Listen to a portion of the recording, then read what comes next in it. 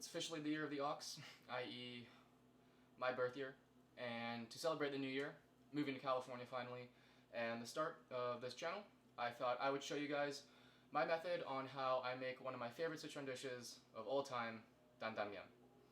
Instead of giving you guys just a recipe, I thought I would go into some of the finer details of the synergy of the dish, namely how the individual components come together to create something that is so much greater than the sum of its parts.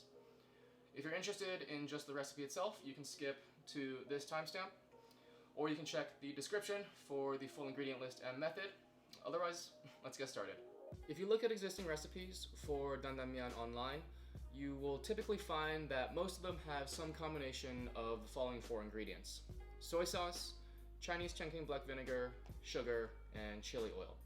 Many of them also feature Chinese sesame paste, or at least some close substitute such as tahini or peanut butter.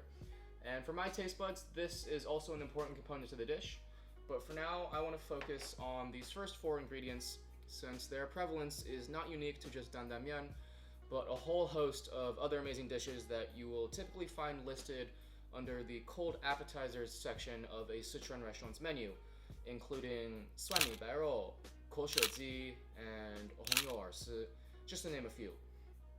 The first three ingredients, soy sauce, vinegar, and sugar, provide three of the five basic taste modalities that the human tongue can detect, namely salty, sour, and sweet. While the chili oil obviously provides spiciness, which I learned today is not actually a taste modality, but simply the tongue's reaction to capsaicin. The addition of sesame paste in Dan Mian provides the fourth of the five modalities, that being umami, or how savory something tastes, leaving the last modality, bitterness, unrepresented, which in most culinary applications is desired. Sourcing these ingredients is also pretty easy. I would hope that most of you already have some light granulated sugar lying in your pantry somewhere, and I would bet most of you already have a bottle of soy sauce as well, even if you don't come from an Asian family. Chinese black vinegar is very easy to find at any local Asian market. If you don't have one local to you, you can buy it off of Amazon, or even in a pinch, just use some regular old white vinegar. However, arguably the most important component, the chili oil, is something that I highly recommend you make yourself at home, rather than buying a pre-made version at the store. The flavoring components, spices, and other tidbits that you can put in your chili oil can make this dish go from a pretty good bowl of noodles to one of my favorite things to eat ever. The whole process and potential variations in making a chili oil could be another whole video in itself, but for now I just want to make a distinction between hongyou, which literally translates to red oil, and lajiaoyou, which literally translates to chili pepper oil.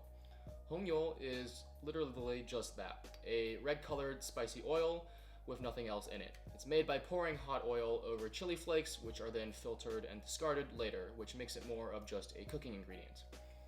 Lajiaoyou, on the other hand, will typically keep the chili pepper flakes in the jar, as well as having the addition of other flavoring components such as ginger, garlic, scallions, Sichuan peppercorns, etc. This makes it more of a chili oil topping that you can add at the dining table rather than just a cooking ingredient that you use at the stovetop. The most famous of these is something that you're probably already familiar with if you eat a lot of Chinese food, ma. If you want a more in-depth explanation on these differences and an already great Dan Mian recipe, Chinese Cooking Demystified has three very informative videos, which I will leave linked down in the description below. Their recipe calls for the use of hongyou, which I believe is the more quote-unquote traditional way to do it. On the other hand, Sichuan Longest has a recipe where her chili oil more closely resembles a lajiaoyou, having all of the components that I mentioned earlier, as well as the addition of salt and sugar. When I make this dish, I typically treat it in a manner more similar to instant ramen rather than a proper meal like you would get at a noodle restaurant. This involves simplifying the ingredient list and cutting things out that I typically don't keep in my fridge, as well as using a lajiaoyou instead of a hongyou, since this both adds more flavor complexity as well as texture contrast compared to just a spicy oil.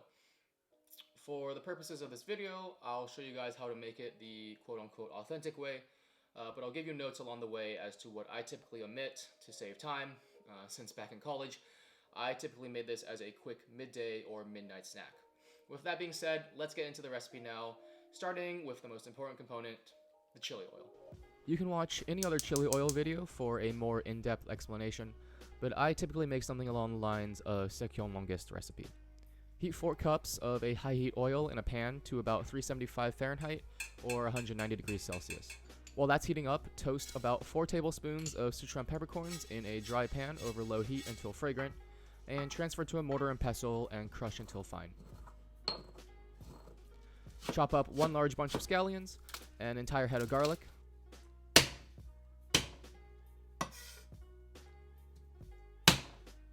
a large knob of ginger,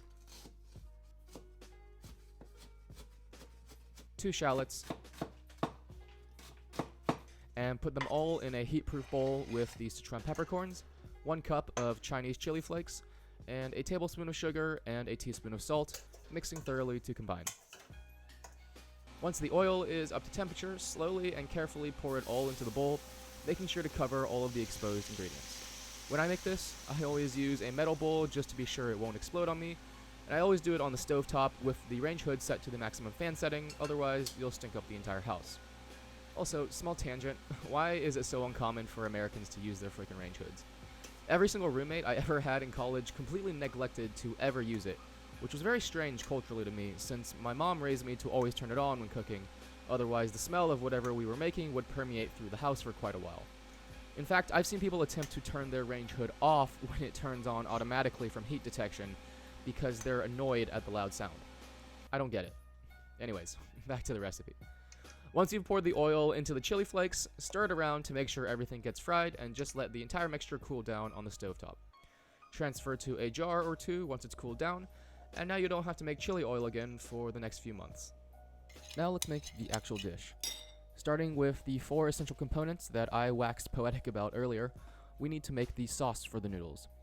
Every single recipe I found online has a slightly different proportion and ratio of soy sauce, vinegar, sugar, and chili oil. If I'm being completely honest, this ratio is up to you and your personal preferences. When I make it, I never actually use a proper measuring spoon, and instead just eyeball it, pouring everything from their bottles onto a regular spoon directly over the bowl that I'm going to put my noodles in.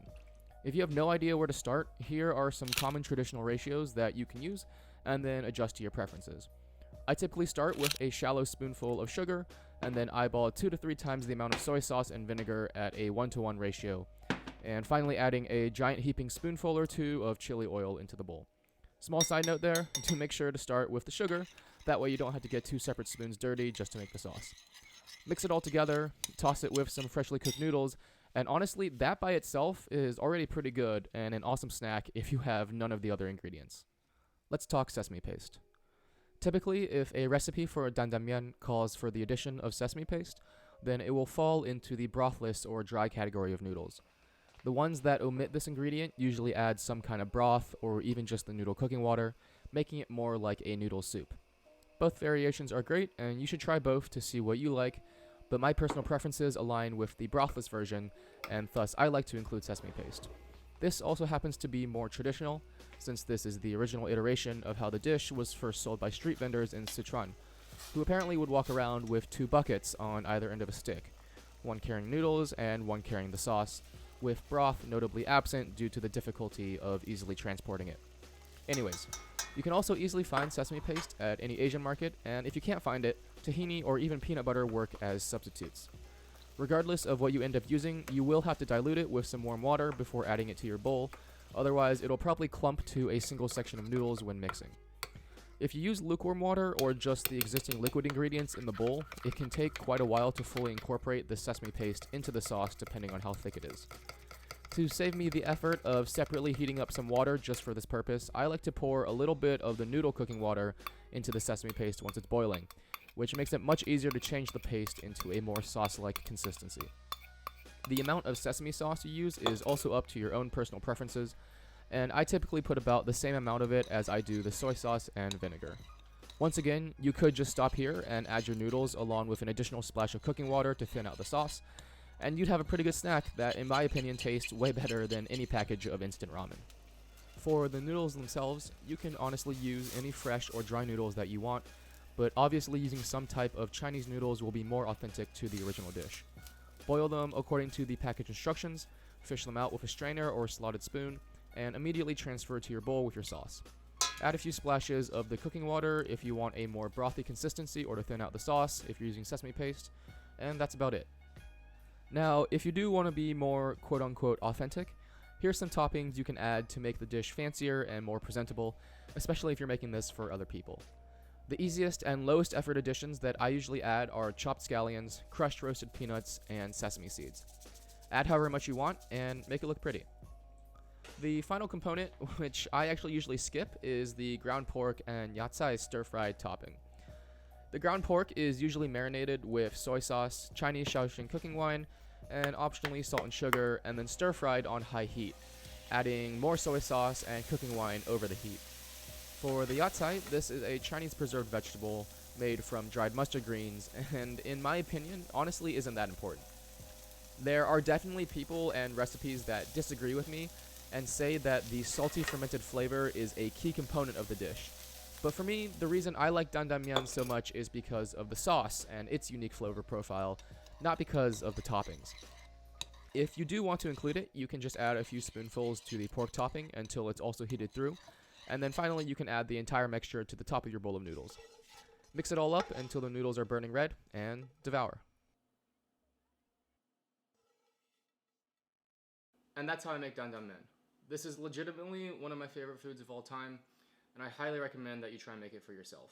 It's super easy, especially if you skip the pork and yatsai topping, and if you already have the chili oil made, you can throw this together in the time that it takes to boil some water. In the future, I might make another video going over the basics of how to create those other Sichuan cold appetizers that I mentioned, since their sauces are so similar to this one's. But for now, I'm planning on making 2 other videos in a very similar vein to this one, only for other countries, namely the combination of soy sauce, sugar, mirin, and sake for Japanese rice bowls and teriyaki in general, and the prevalence of cumin, coriander, turmeric, Kashmiri chili powder, and garam masala in North Indian restaurant-style curries. If either of those topics interest you, make sure to hit the subscribe button to be the first to see them.